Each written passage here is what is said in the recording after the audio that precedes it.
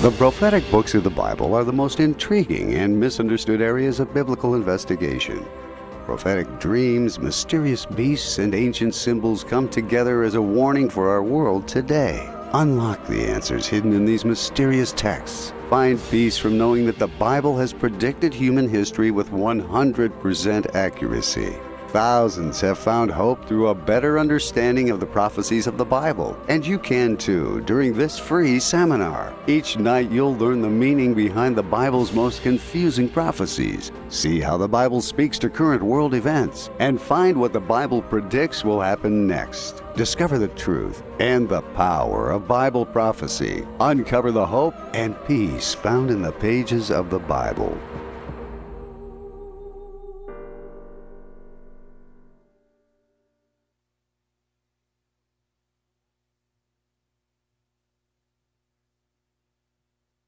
Good evening, everyone. Can you hear me okay? All right. Welcome to Revelation today. I'm really glad you're here. My name is Eddie Chobano, and I'm having the privilege of being your host for tonight. You are in the right place. I like it that it's warm in here. Do you like this? It's kind of cold outside, and for some reason, winter is kind of lingering around a little longer. But spring is coming. Do you know how I know that? 2 a.m. becomes 3 a.m. tonight. All right? Don't forget to spring forward.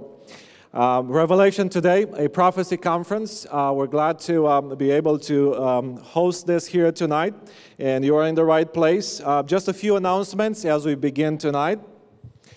If for some reason you need to use the bathroom, there are plenty of bathrooms in the back of the room.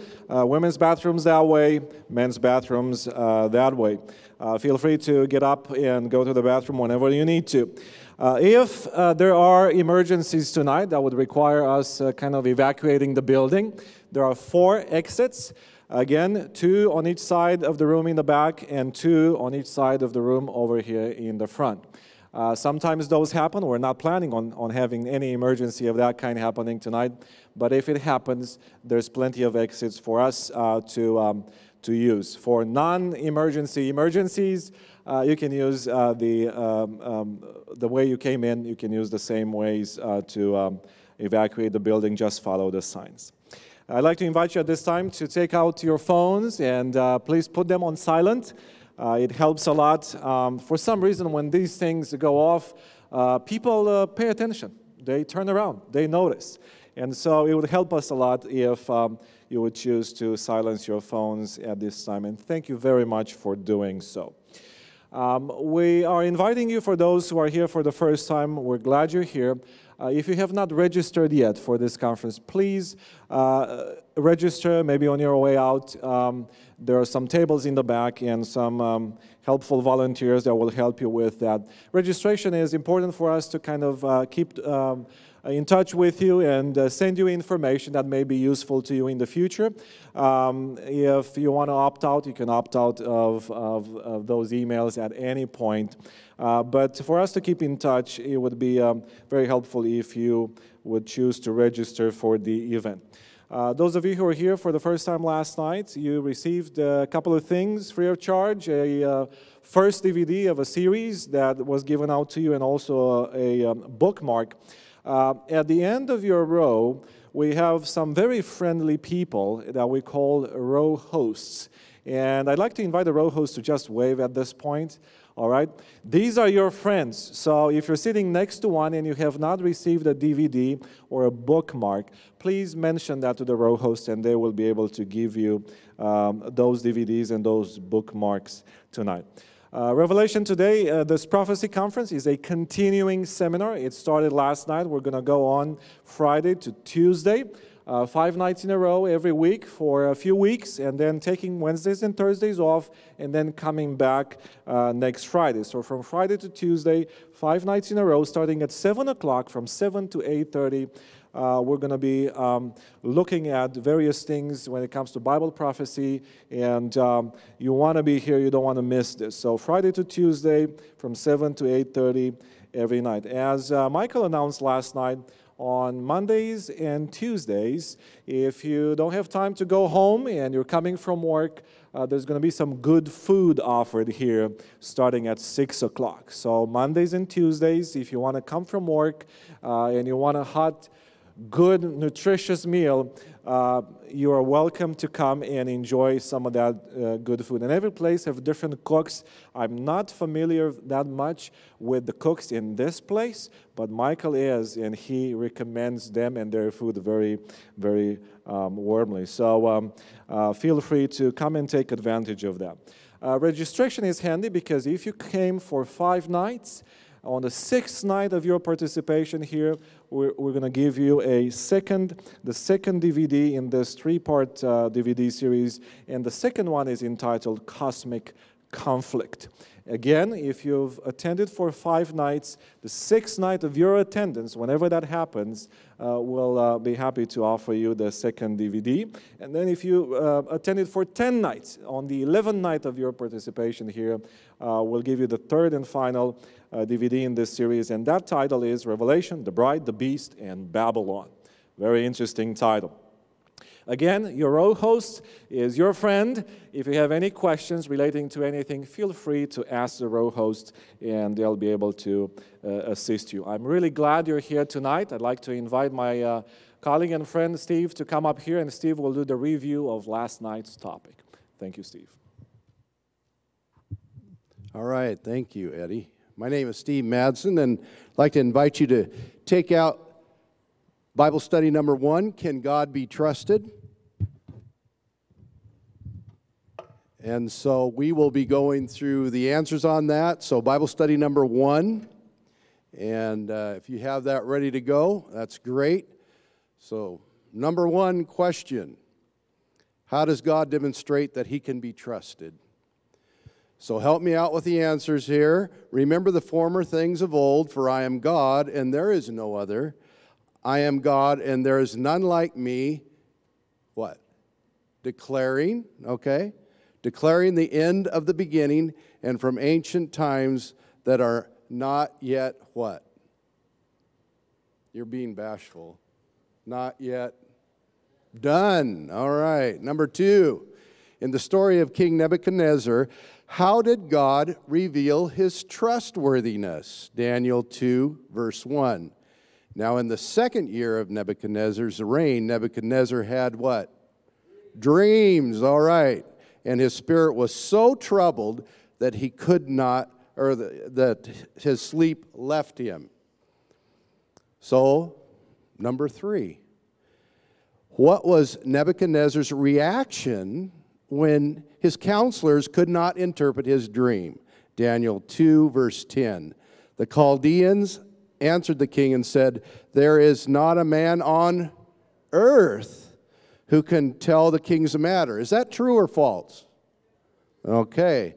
Daniel 2:12.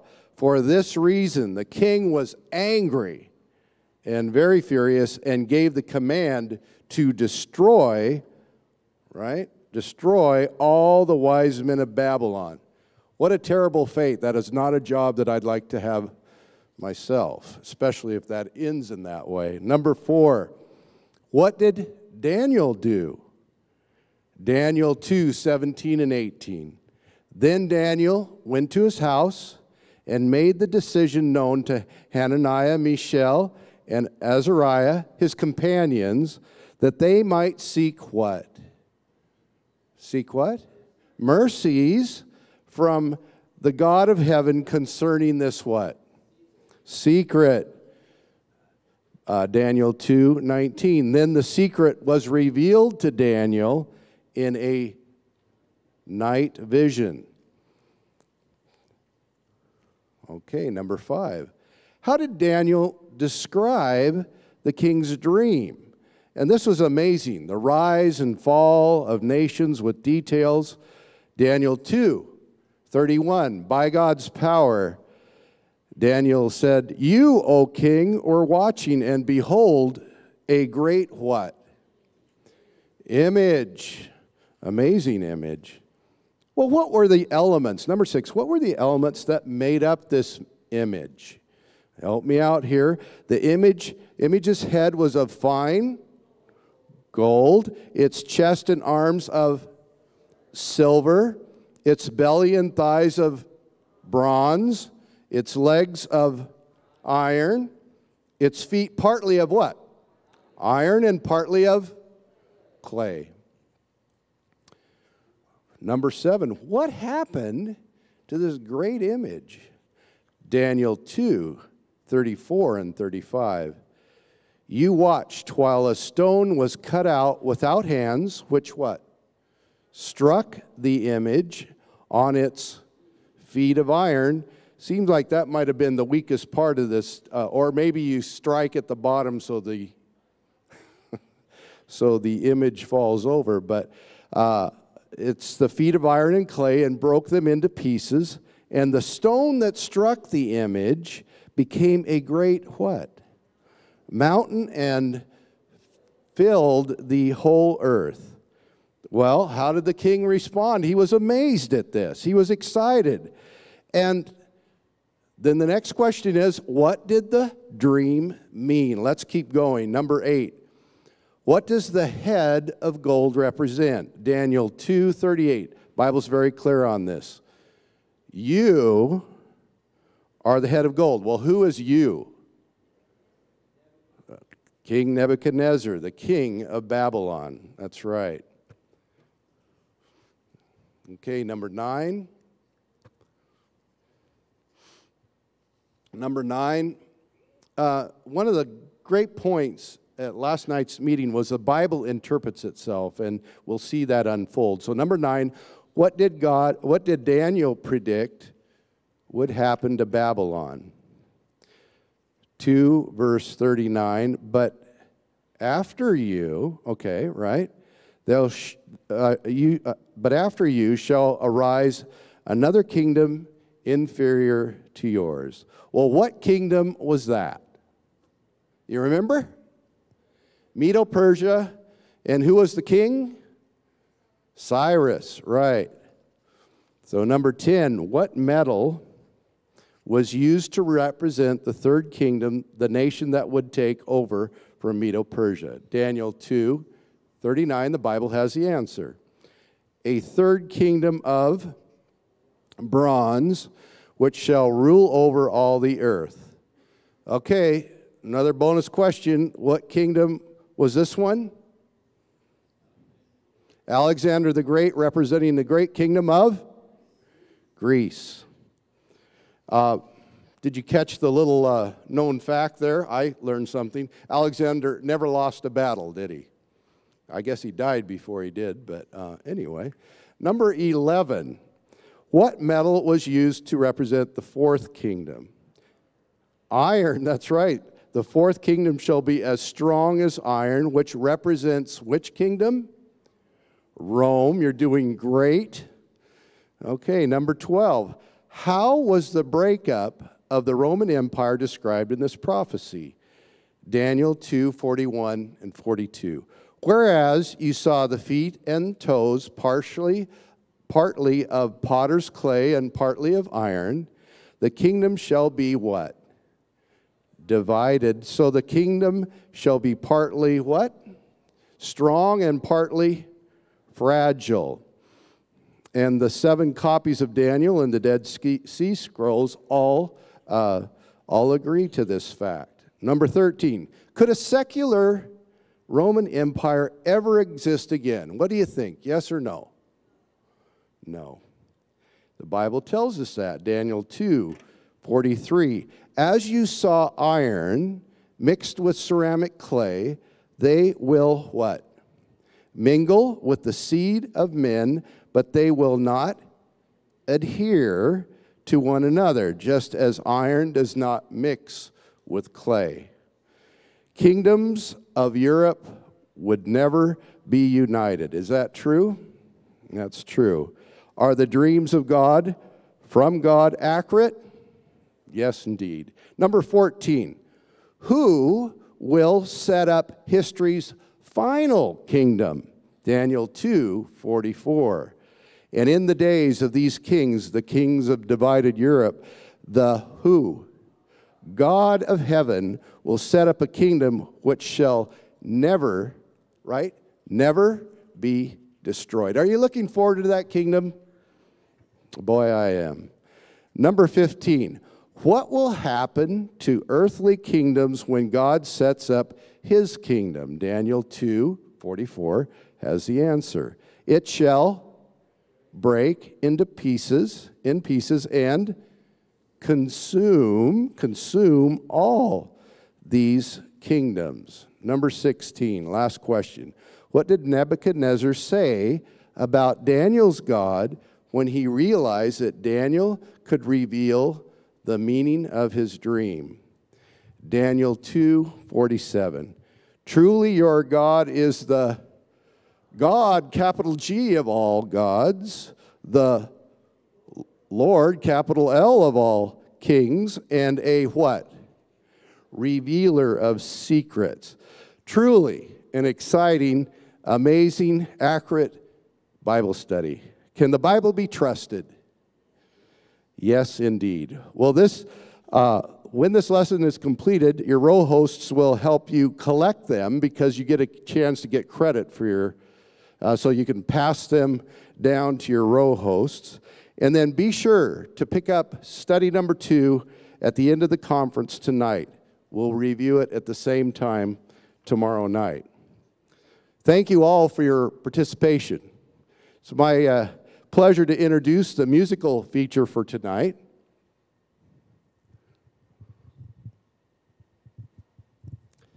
Make sure you put your name on the Bible study. And there's a reason for that. If you turn it in, we're going to be collecting those Bible studies, those study guides, and at the end of the seminar, we want to get you that whole set of study guides back with a certificate showing that you finished the study guides. So please make sure that you put your name on the study guide and when you turn it in. Thank you. All right, Pastor Myckal. I used to teach school. Isn't that one of the most important things you do? If you're going to do homework, if you're going to do put your name on it so you get credit for it and so that we can get it back to you. So that's great. It's a great pleasure to introduce our musical feature for tonight, PTL, Praise the Lord, Paul, Tammy, and Lisa. Thank you for being here.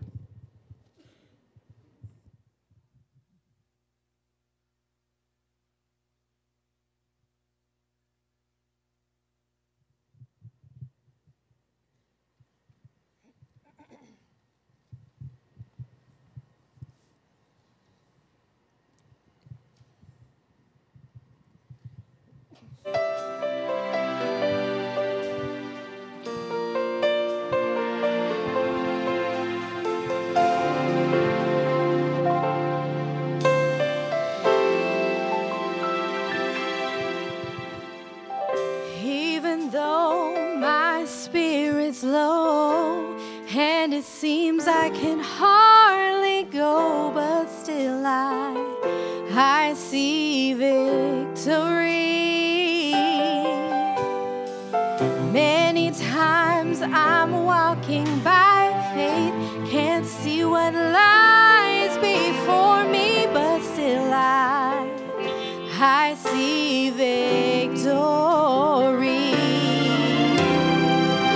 Just gotta tell you, Satan, you can't cross the bloodline, because I'm covered by his blood.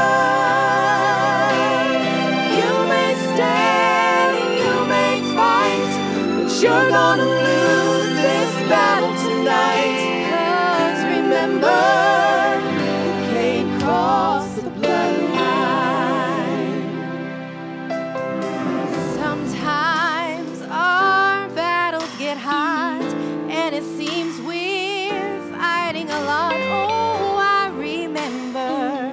I'm standing on the rock. So Satan, if I were you, I'd turn around, give up to cause I do believe you're bound to lose.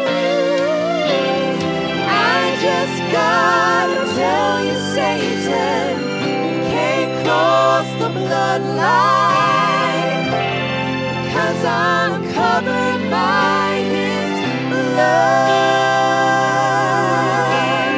You may stand and you may fight, but you're gonna lose this battle tonight. 'Cause remember, you can't cross the bloodline. You may stand and you may fight, but you're gonna lose this battle tonight. 'Cause remember, you can't cross the bloodline. You must remember, you can't cross the bloodline.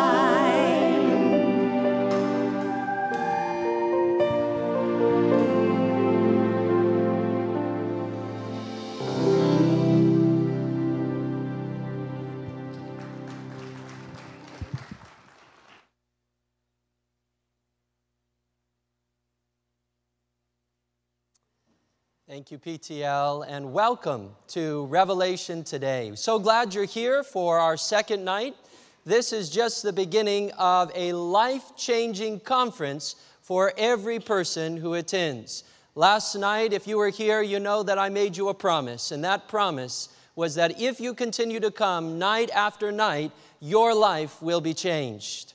If you're happy with your life, you're filled with peace and hope, and you don't want to change a thing, probably this conference isn't for you.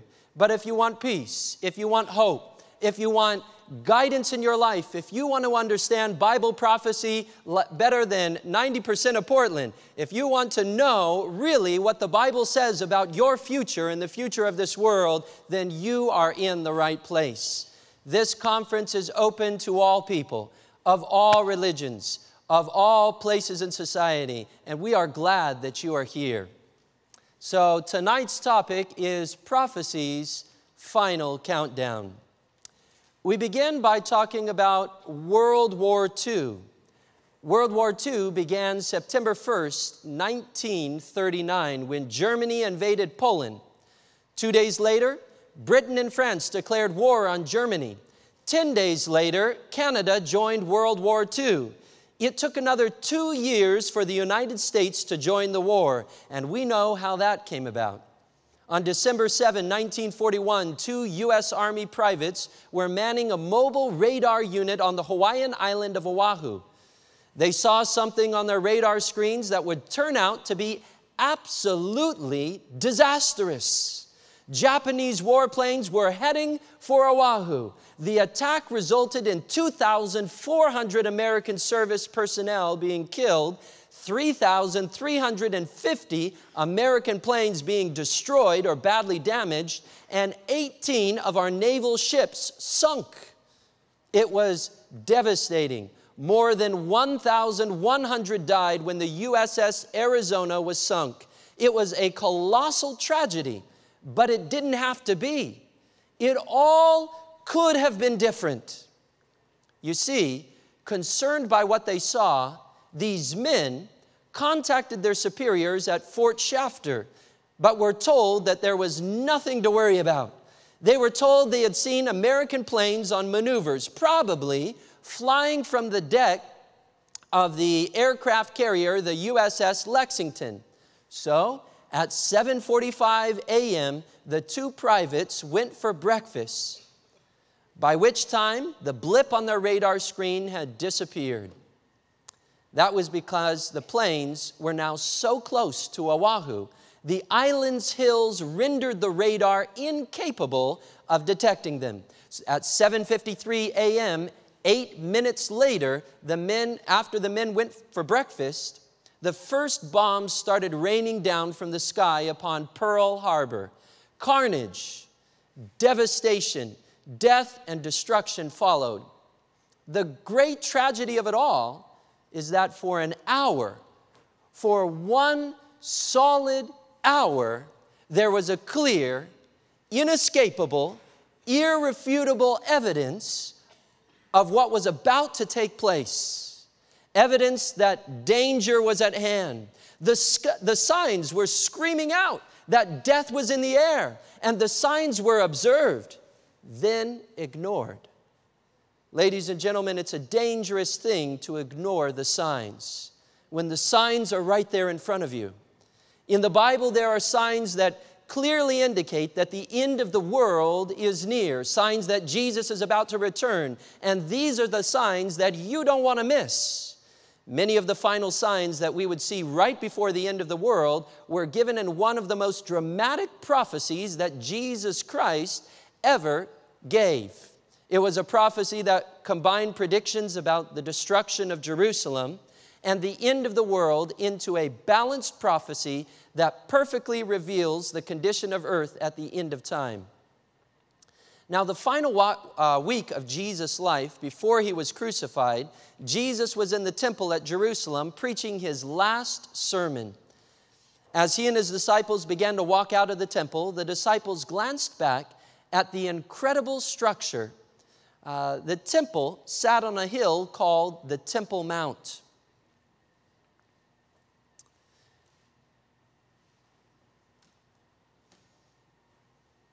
It had huge white marble pillars glittering.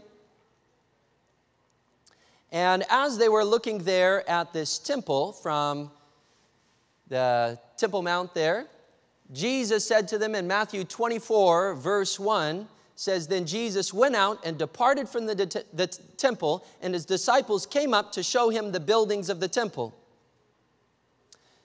Here is a video put together by students at UCLA that kind of give us an idea of what the temple structure looked like. Herod, the governor of that region, had built this temple as a gift to the Jewish nation. You can see the temple there on the screen. As you walk up the hill there to the temple, you see those tall mountains. The walls around the temple were so tall and thick that Josephus mentions them as the greatest ever heard of. The stones used to construct this wall were 12 meters long and 4 meters high. The largest stone they found today weighs 400 tons, 12 meters by 3 meters by 4 meters. The outer wall was 30 meters high in one spot. That's about 45 feet high. If you think of a typical house having 5 feet or 6 feet high fence, these walls were massive. On the very top, a trumpeter would stand and blow his trumpet to call the people to the temple to worship.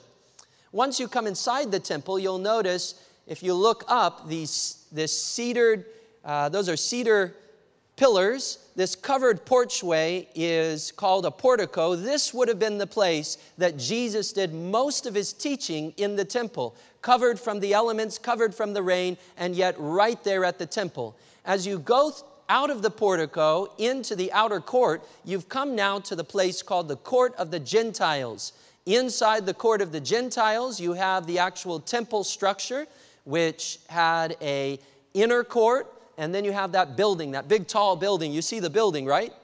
A big tall building with the gold glittering there on the top. This was the temple that Jesus was looking at. This is Herod's temple. And it was the pride of all of Israel. All of Israel was proud of this temple that Herod had built for them. As they sat down together, the disciples were now ready to ask Jesus a question. You'll find that question in Matthew 24, verse 3. It says, "Now as he sat on the Mount of Olives, the disciples came to him privately, saying, 'Tell us,'" and what did they say? "When will these things be? And what will be the sign of your coming and the end of the age?" The disciples wanted to know when the prophecies of Jesus would be fulfilled. And as they looked at the Temple Mount, the disciples considered Jesus' words.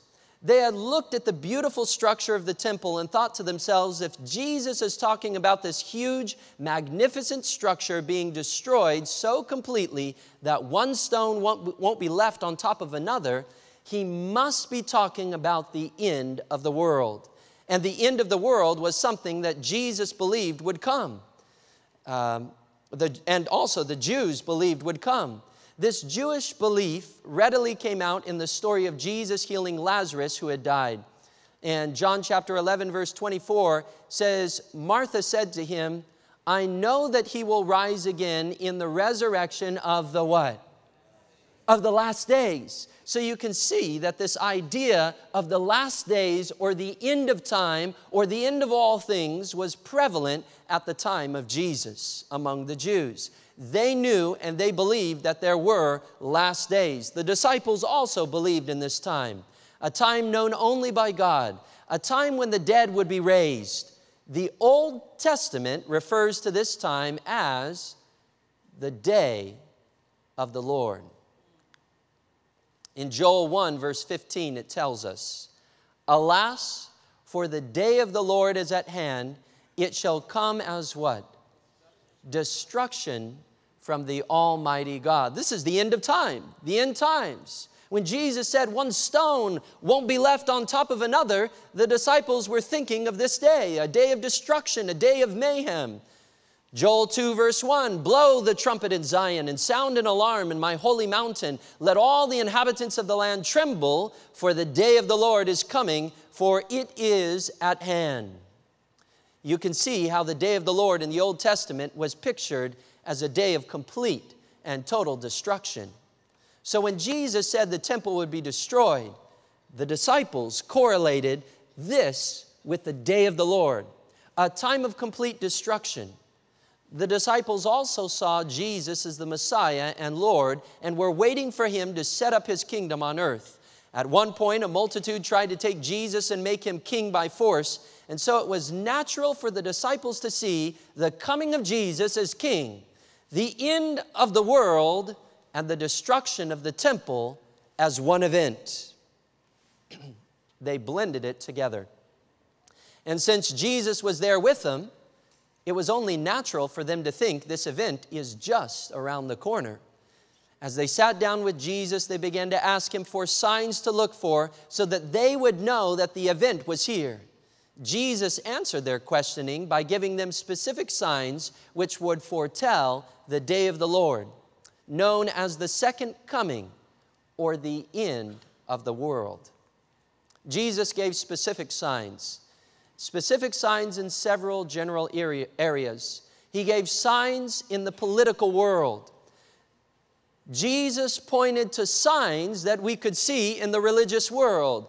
Jesus pointed to signs we could see in society, in the societal world or social world. And Jesus pointed to signs that we would all see in the natural world. Signs of his coming, signs of the end of the age, signs of the end of all things. So let's start with the signs that Jesus said we would see in the political world. In Matthew chapter 24, verse 6, Jesus said, and you will hear of what? Wars and what else? Rumors of wars. See that you are not troubled, for all these things must come to pass, but the end is not yet. In Matthew 24, verse 6, it says, for nation will rise against nation, and kingdom against kingdom. But when you hear of wars and commotions, do not be terrified, for these things must come to pass first, but the end will not come immediately. One of the first signs that Jesus gives us to look for are signs of political unrest. Obviously, those signs aren't here because we live in a world of peace, don't we? You just have to turn on the news, don't you? And you can see political unrest in every single continent around the world. It wasn't like this many years ago. Nations would war against each other. Kingdoms would fight against kingdoms. We would hear of wars, and we would hear rumors of wars, wars that would be coming. But some would say, that's not a sign. There have always been wars between different nations, between different tribes, between different kingdoms. How can wars be a sign of the end of the world if there's always been wars? Well, in verse 8, Jesus adds something very intriguing that sets these wars apart from all other wars. Notice what he says in Matthew 24, verse 8. He says, all these are the what? Beginning of what? Of sorrows. Now that word sorrows is a very interesting word in Greek. Now you can't quite capture it in English because sorrows in English could mean just about anything. You know, I'm sad that my little cat Puffy got run over by a train. That's something to really be sad about. I'm sad because of whatever, but these sorrows are very specific sorrows. You see, in Greek, the word sorrow is Odin. And the word signifies a very specific type of sorrow.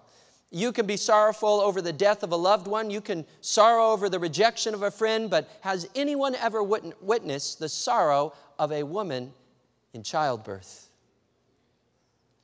Now that's a totally different sorrow. You ask your wife. She says, that's totally different. This was the word that Jesus used. It was July 14, 2011, when my wife and I arrived at the hospital. The signs seemed to be there that the time was ripe for our first child to be born. They had us walking the halls. We walked, and we walked, and we walked. And finally, they got her all situated.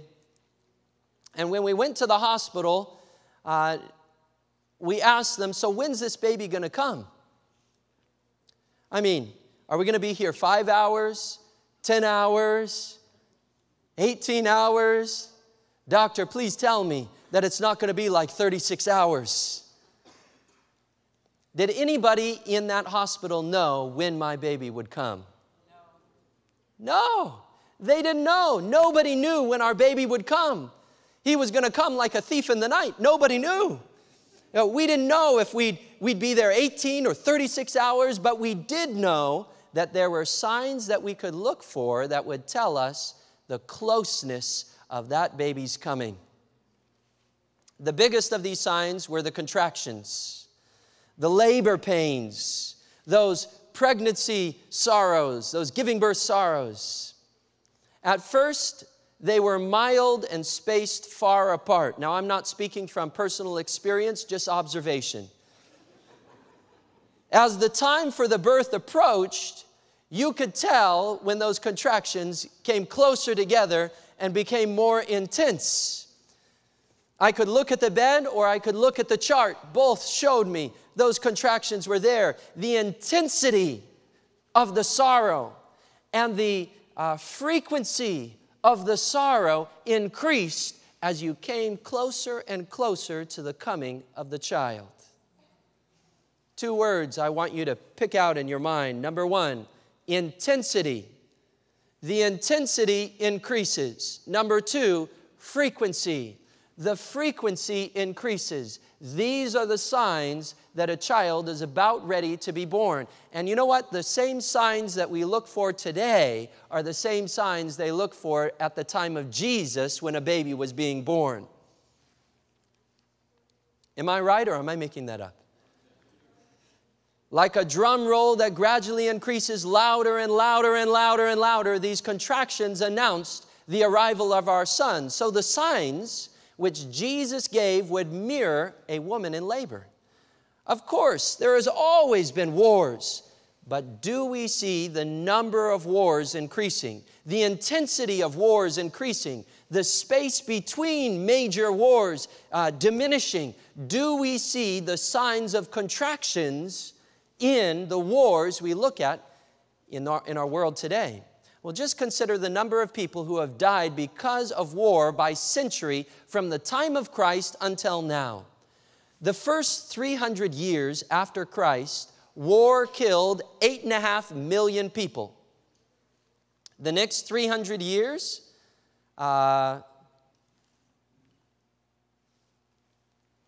The next 300 years, there's no record. The next 200 years, 36 million. Then for the next 200, nothing major. For the next 200 years, nothing major. Then between 1200 and 1400 AD, 61 million people died as a result of war. 1400s, 20 million. 1500s, 2 million. 1600s, 39 million. 1700s, 2 million. Then there's a jump again in the 1800s to 52 million deaths as a result of war. Now, we would expect to see a drop in the 1900s because that's how the graph goes. It jumps up and then down and up and then down and then up and then down and then up to 52, and we would expect it to go down. But instead of going down, it just kept going up and up and up. 166 million people died in the last 100 years as a result of war. More people died in the 1900s than died from every other war previously.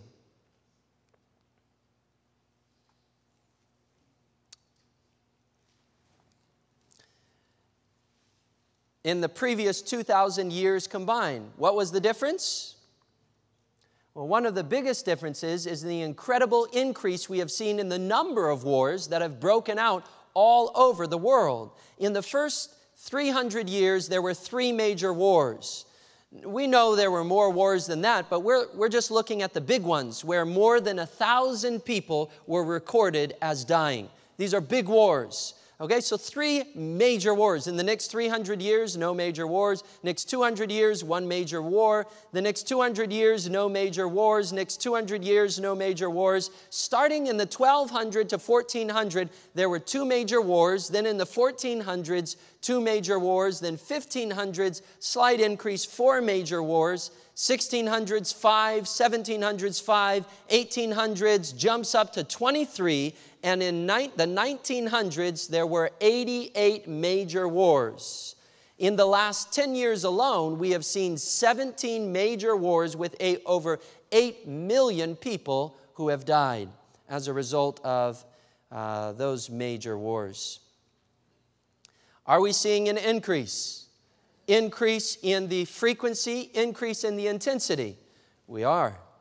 Our nation has been at war on terrorism that has lasted many years now and has included the deployment and deaths of our soldiers in Afghanistan, Iraq, Kuwait, and all throughout the Middle East. The fear of terrorism and the increase of worldwide instability has led the Trump administration to issue one of the largest military budgets in U.S. history.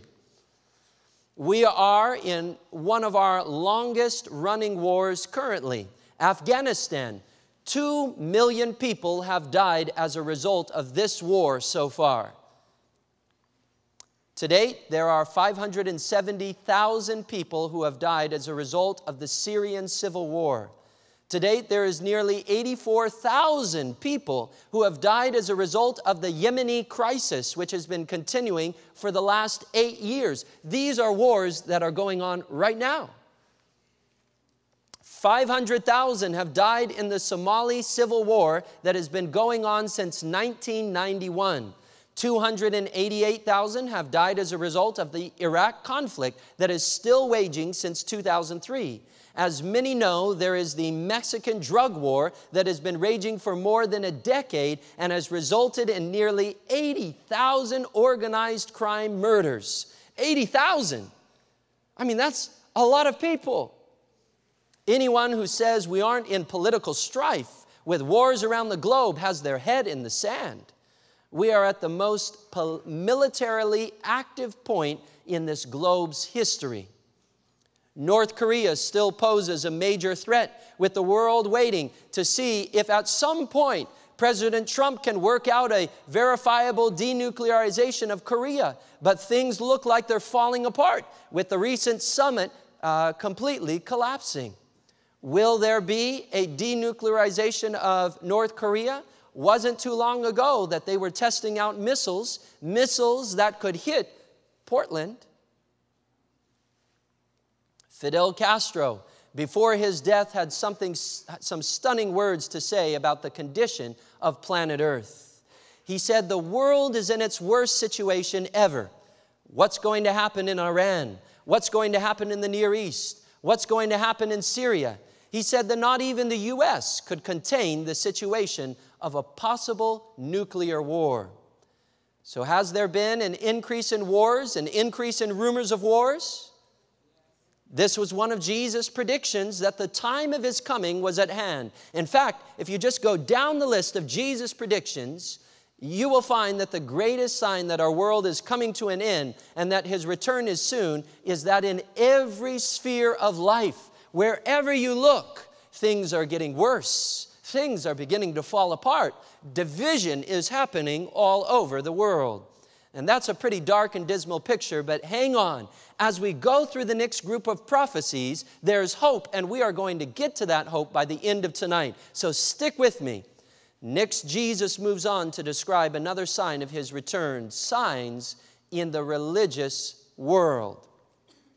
In Matthew 24, verse 5 and 11, he says, "For many will come in my name, saying," what?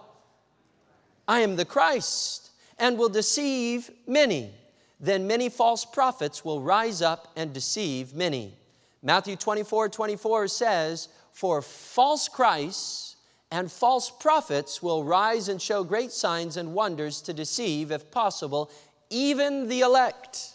See, I have told you beforehand."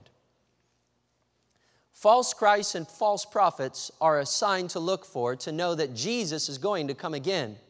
In the first 500 years after Christ, there were 6 people that said, "I'm the Messiah." 6. The next 500 years, 4. The next 500 years, 5. 1600s, 4. 1700s, I found in my research just 3. 1800s, I found 8. 1900s to the present day, I found 23 major people who claim to be the Messiah. Now, there are many, many, many more people who have claimed to be the Messiah. But we're talking about people who make the claim to be the Messiah and actually have thousands, and some of them have millions of people following them. Who are these people? We're going to find out. Several years ago, I was working at a library just outside of Fort Worth, Texas. It was a very quiet job. I still remember receiving a package from Phoenix, Arizona in the mail. I was the one who was privileged to get out the scissors and open this package to see what the library had received. I was praying it was an anthrax. We opened it up, and inside there were all of these plastic baggies and a letter. I pulled them out, and to my disgust, those baggies were all filled with fingernail clippings, toenail clippings, yes, I could tell, and hair clippings. And I thought, who in the world is sending this sort of stuff to a library in Texas? I pulled out the letter, and the letter started like this: "Hello, my name is Jesus Christ. I am wanted by the FBI," and I thought, I bet you're wanted by the FBI. "Soon they will kill me, and I am sending parts of my DNA and fingernail clippings and hair clippings to all libraries across the United States, so that at some point in the future, you'll be able to clone me, and I will come back in a second coming resurrection." We threw away the toenail clippings. But it made an impression upon me, because as a student of Bible prophecy, I realized that we are living in a world where there are many people who are claiming to be Christ. Not only many people who are claiming to be Christ, but many people who claim to have a message for the world, and thousands are buying in to their false narrative, their false message, their false preaching. They are the false prophets. When Jesus made the claim about false messiahs, he wasn't just talking about the lunatics that send their toenail clippings to libraries. Jesus was talking about people who would seem so sane that they would gain a large following. And you might ask, who would follow a maniac claiming to be Jesus Christ? Well, in March 1997, Marshall Applewhite led 39 members in the Heaven's Gate cult to commit mass suicide. They all believed that by committing suicide with their leader, they could shed their earthly bodies and raise to a higher evolutionary existence above mankind. Who would follow false Christs and false prophets? Well, there were 39 lonely people looking for a leader like this. In the 1970s, another man by the name of Jim Jones. How many of you recognize that name, Jim Jones? Now, Jim Jones started off as a charismatic Christian preacher. He had a large church in California. He got into some confrontations with the government and moved to South America, to Guyana, and over 900 people followed him. How many did I say? 900 people followed Jim Jones to South America, and there he led them, and they committed mass suicide together by drinking cyanide-laced Kool-Aid. He believed and taught that he was Jesus Christ, God on earth. Another man by the name of David Koresh is another example of someone who believed himself to be the Messiah. He led 75 people to their death in Waco, Texas. A more recent example is a man by the name of Jose Luis de Jesus Miranda. And he started a church in Miami, Florida, and has 30 other teaching centers across the United States. There is no official membership to his church, but the estimates are that there are millions of people who follow his teachings and his weekly show. He claimed to be the man Jesus Christ and also God on earth. CNN has interviewed him, and he has proclaimed himself as Jesus Christ on live television. And millions, we're not talking hundreds or thousands, we're talking how many? Millions of people have followed this man. He has told his followers that they should get the number 666 tattooed on their forehead or on their hand. He says, he tells his followers, this is actually a good number. You really want this number. Man, if somebody told me, get a tattoo of 666, I'd say, I'm not going to go to your church. I'm not going to go to your church. Another man by the name of Apollo. Now, I don't know how to say his full name. Apollo. What is it? Yeah, you got it. He's the founder and leader of the Philippines-based restorationist church called the Kingdom of Jesus Christ. Name above every name, incorporated. He has made claims that he is the appointed Son of God, as well as being the owner of the universe. Now, how many do you think would follow this guy? 4 million members in the Philippines and 2 million internationally. 6 million people following this guy. Jesus warned in the last days there would rise false Christs and false prophets, and many would follow after them. Don't be deceived, friends. Don't follow after some guy that stands up and says, I am Jesus Christ. I'm God on earth. I've got a message for you. How do we keep ourselves from being deceived? Jesus told us, by every word that comes from the mouth of God. That's why as we go through these presentations, I ask, I beg, I ask of you that you don't take my word for it. There are Bibles in the backs of the pews. You can take those Bibles at any time and check out anything that I'm saying. Look it up for yourself. If you want to borrow the Bible and take it home, please take the Bible home as long as you bring it back. Deal? All right, all right. And I promise you, I lay no claims to being Jesus Christ or the God of the universe. That is Queboli's claim. 6 million people accepted him and his teachings. Prophecy is being fulfilled, and Jesus warned us that these deceivers would rise up as the end approached.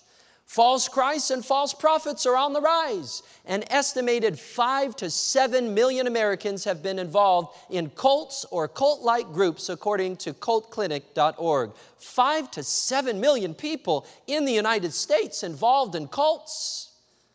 And by the way, a cult has one central figure who rises up and requires the obedience, the following of all his congregants. That's a cult. One human leader. Don't listen to the Bible, that leader would say. Don't listen to the teachings of Scripture. Just listen to me. If any pastor or priest or religious leader stands up and says, don't listen to the Bible, just listen to me, what are you going to say? I'm going to say, goodbye, see you later. I'm going to find another church.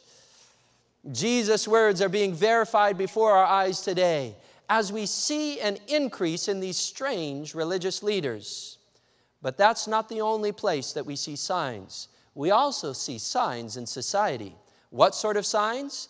Signs of Jesus' return and the end of the world would also be heralded by global financial woes. We read about it here in James chapter 5, verses 1 through 8. Come now, you rich, weep and howl for your miseries that are coming upon you. You have heaped up treasure in the last days. Indeed, the wages of the laborers who mowed your fields, which you kept back by what? By fraud, cry out. And the cries of the reapers have reached the ears of the Lord of Sabaoth. Do we hear of business owners and businesses today who are involved in schemes and frauds? Absolutely. You have lived on the earth, it says, in pleasure and luxury. You have fattened your hearts as in the day of slaughter. Therefore be patient, brethren, until the coming of the Lord. For the coming of the Lord is what? Is at hand. Just before the coming of Jesus, there would be economic turmoil caused by the greed and fraud of people who would heap up treasure or wealth for themselves in the last days. Greedy people wanting more and more and more and more. We don't have to look far to find the economic collapse that was prophesied. The Great Recession in December 2007 to June 2009 was the result of an $8 trillion housing bubble. The greed, and this was caused by the greed of banks lending out more and more money to build their corporate palaces, led to a global recession felt throughout Asia, Europe, North and South America. This is one of the events fueling the Trump movement, which was Make America Great Again.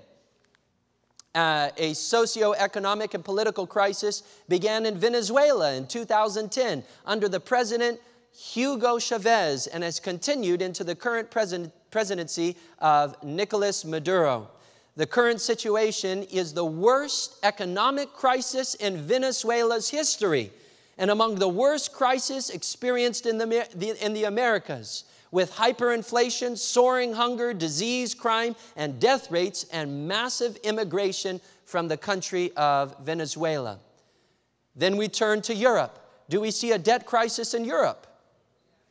Often also referred to as the Eurozone crisis or the European sovereign debt crisis, is a multi-year debt crisis that has been taking place in the European Union since the end of 2009.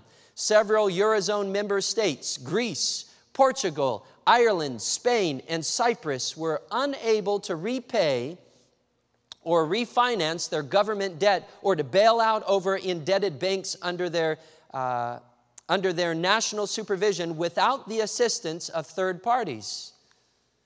Bloomberg published a piece in January of 2019 revealing, that's just a few months ago, that the tariffs and trade disputes between the United States and China has pushed the Chinese economy to its lowest levels since the crash of 2008. And in fact, China's economy is falling faster than any other economy on the globe currently. When we look at our planet, we see financial trouble, and it all points to fulfilled Bible prophecy. 2 Timothy 3, 1 through 5 says, "But know this, that in the last days perilous times will come. Men will be lovers of themselves, lovers of money, boasters, proud, blasphemers, disobedient to parents, unthankful, unholy, unloving, unforgiving, without self-control, despisers of good, traitors, headstrong, haughty, lovers of pleasure rather than lovers of God, having a form of godliness but denying its power, and from such people turn away." Do we see this as the condition of society today? Absolutely. Crime, self-centeredness, and cruelty, even in children, is readily apparent in our world today. Our world isn't what it used to be 100 years ago. Crime, hate, murder, rebellious and ruthless actions have increased to an unimaginable place. Places people 100 years ago would never have imagined to face crime are facing the most grotesque crimes of all. Then we have signs in the natural world. Jesus also said that we would look at the natural world for signs of His soon return. And just like the political world, the natural world would mirror a woman in childbirth. Luke 21, verse 11, and it says, there will be what? There will be great earthquakes in various places, and famines and pestilences, and there will be fearful sights and great signs from heaven. Mark tells us the same thing. There will be great earthquakes in diverse places. And then in Matthew it says there will be famines, pestilences, and earthquakes in diverse places. As the second coming of Jesus approaches, Jesus said that we would see earthquakes. Now, there have always been earthquakes, but there has not always been the same number of earthquakes, nor has there been the same frequency of earthquakes or intensity of earthquakes as we're looking at today. Just look at this chart and you can see the spike in earthquakes. Number of earthquakes per century. You find that between 1 AD till about 1600 AD, the number of major earthquakes hovers between 1, 5, 4, 6, 10, 4, 5, just around there. But what happens when you get to the 1900s? Where do the earthquakes go? Through the roof. The number of major earthquakes, and we're talking about earthquakes that bring down cities. We're talking about major earthquakes that kill massive amounts of people. 266 major earthquakes. And in the last 10 years, 254. Just in the last 10 years. We all remember Haiti. We're going to get to that. What about deaths by earthquakes? You go to the last 10 years. Between 1900 and 2010, the last 10 years, 2001 to 2010, 686,000 earthquakes. And let me share with you just a sample of a string of earthquakes recorded between 2010 and 2012. This is just a sample. January 12, 2010, we saw the devastation of Haiti that was hit by a 7.0 earthquake that leveled the island. The devastation was everywhere. Houses crumbled like dominoes. Over 220,000 dead, 300,000 injured, 1 million people displaced, more than 97,000 homes destroyed, and close to 200,000 homes damaged. But Jesus also mentions famines as a sign of the end. In Luke 21, verse 11, it says, great earthquakes shall be in diverse places, and also what? Famines. The UN reports that there is a food shortage in 38 of the major countries. 1/6 of the world's population will go hungry tonight. That's 1 billion people. 10,000 people die of starvation every single what? Every single day. 10,000 people died today. 10,000 people will die tomorrow. 10,000 people will die the next day from what? Starvation. That's 3.5 million people per year. Is there famines in the world? All this famine, despite our technological advances and the increase of charitable organizations that work to prevent world hunger. Another sign Jesus mentioned was pestilence. Now, what's a pestilence? Well, a pestilence is a disease, a weird disease, a new disease, a disease that affects humans or animals or crops. But they're diseases that we've never had on planet Earth before. New things that are cropping up. In Matthew 24, verse 7, it says, there will be famines and pestilences and earthquakes in various places. Again, Jesus lumps pestilence with war, famine, earthquakes as signs that will mimic the birth pains of a woman in labor. The first one I'd like to share with you is one called mad cow disease. You've heard of mad cow disease? Yep, called bovine spongiform encephalopathy. Causes a spongy degeneration of the brain and spinal cord of cows. It can take up to 8 years before the disease manifests itself. And so it goes undetected during that time. Once it affects human, it's called Creutzfeldt-Jakob disease. And by October 2009, it had killed 166 people in the UK and 44 elsewhere. 4.5 million cattle were destroyed to try and eradicate this disease, which was found in the UK, Canada, and also a farm in Texas. This disease was first discovered in 1986, but was only recognized in November 1987 as a new disease by the Agriculture Department. And I have a cure. I have a cure for this disease. You want to hear what my cure is? Become a vegetarian.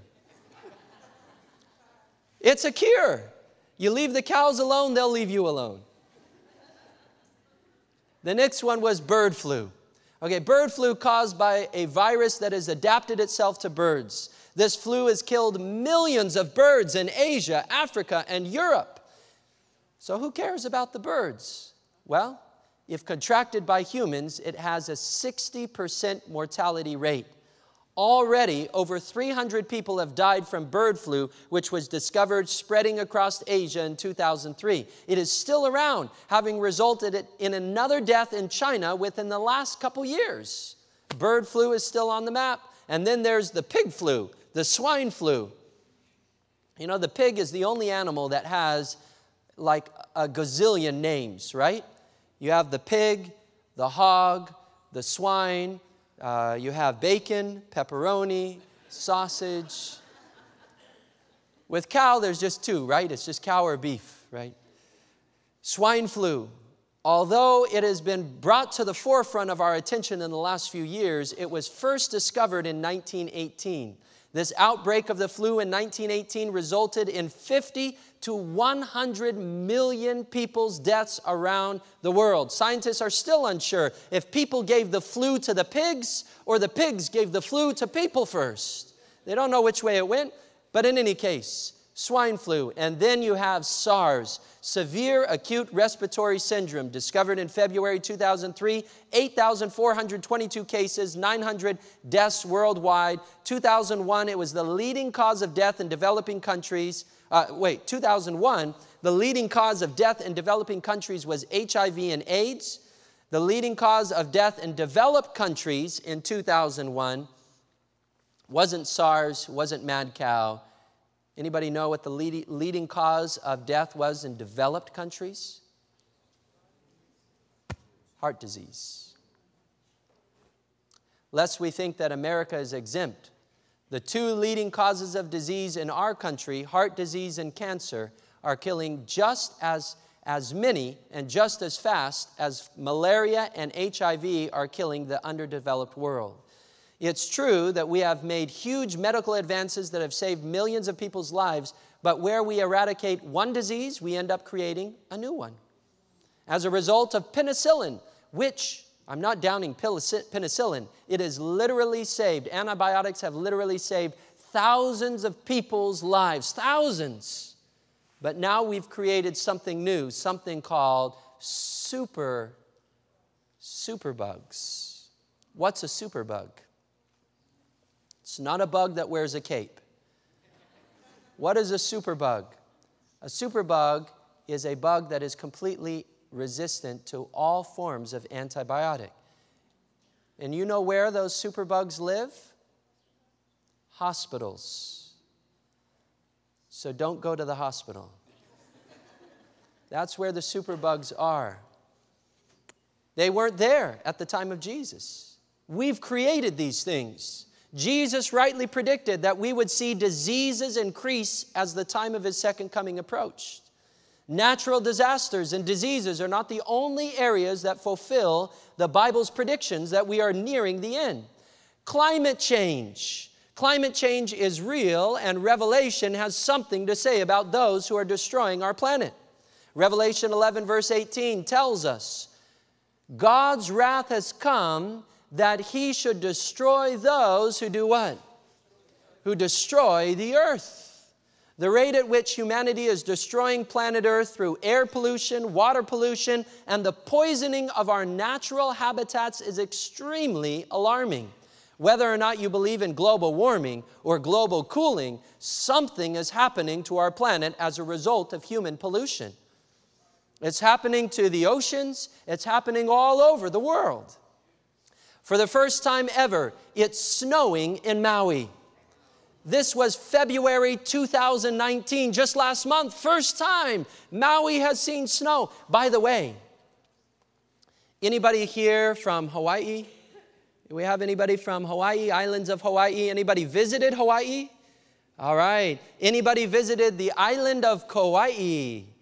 Hey, that is my ancestral island. My grandmother grew up in Kauai on the island there in Hanapepe, which is the southwest part of the island, all the red clay there in Hanapepe, Kauai. She told me that us kids growing up, when we listened to Grandma, she would tell us over and over, the islands are not what they used to be. Myckal, the islands are not what they used to be. They get hot, they get cold, but the islands are not what they used to be. When I was growing up, it was 70 degrees all the time. And she was serious. Now, Hawaii is changing. And you find it not only in Hawaii, you find it around the world. Snow in Maui. While this is happening, in February 12, 2019, news agencies release a scientific paper that says by 2080, New York will have the weather of Arkansas, and Portland, Oregon will have the weather of Northern California. But if, we can take the weather. How many would like the weather of Northern California? We can take the weather as long as we don't take the driving, right? Okay, but if all that's happening is warmer weather, that's not bad, right? But that's not all. A new scientific study shows that more than 40% of insect species are declining and a third are endangered. The analysis found that the rate of extinction is 8 times faster than that of mammals, birds, and reptiles. And this is really what has me concerned. The total mass of insects is falling by 2.5% every single year, according to the best data available, suggesting that they could vanish. I'm talking all insects vanish within a century. That's within 100 years. That's what this new scientific paper says, February, last month.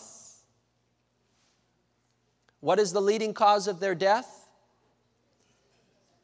Pesticides used in farming.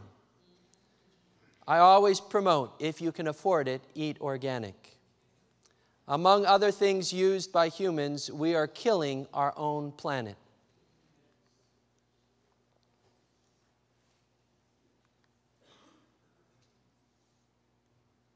What do we have up there? Oh, I forgot to advance the slides. Sorry about that. Yep, 100 years, no insects. So enjoy them now. Another disturbing trend in our world is mass animal deaths that are happening around the world. How many of you have heard of the mass animal deaths around the world? A few of you. Go on YouTube, go on Google, type in mass animal deaths. You will see a disturbing trend around the world. It's hitting news agencies all over the globe. 200 sea turtles washed up on the shores of the equator, dead in 2005. Nobody knows why. 2015, 337 whales were found dead and beached in southern Chile. Nobody knows why. 100,000 drumfish were found dead in Arkansas in 2011. Nobody knows why. In 2010, approximately 2,000 red-winged blackbirds fell from the sky dead in Arkansas. Days later, 500 red-winged blackbirds fell dead from the sky in Louisiana. Again, no one knows why. Since 2006, researchers estimate billions of honeybees have just disappeared from honeybee populations. No one knows for sure why all the honeybees are dying. But I do have a guess. Maybe you have seen one of these.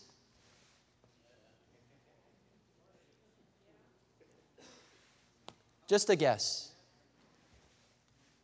Just a guess. But what we don't have to guess about is that these animals are dying around the world. That's not a guess. That's reality. That's fact. What's killing all of these animals? The question we want to know is, why would Jesus give such a dismal picture of planet Earth? Why would I spend my time listening to such depressing news? Why should I pay attention to prophecies that are just going to make me feel bad?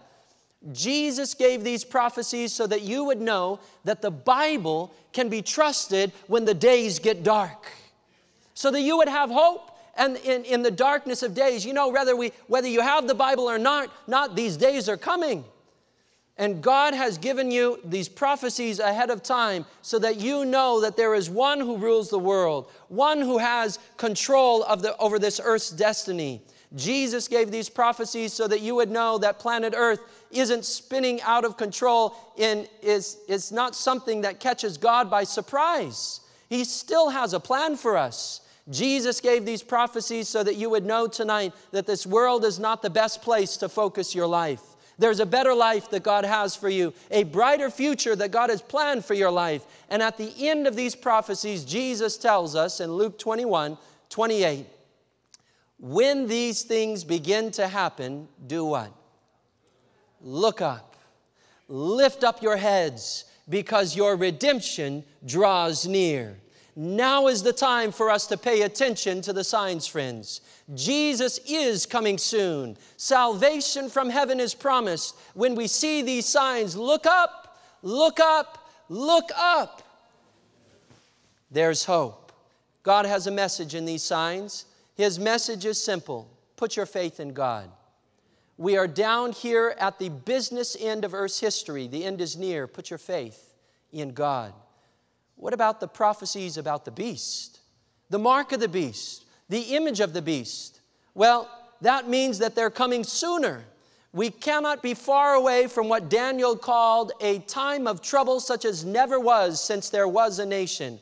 We cannot be far away. The signs tell us that Jesus is coming soon. The signs say we are almost there. Therefore, it's important that our faith is in the right place, that we're reading and hearing the right messages. We are near. We are close. The signs say so. We don't want to ignore the signs. It's been more than 100 years now. The greatest ship in the world sailed from Southampton, New England, bound for New York City, New York. The largest ship in the water. And it was said it was also the safest.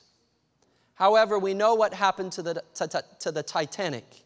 It now sits on the seafloor beneath thousands of feet of seawater, about 600 kilometers south of Nova Scotia. The Titanic struck an iceberg.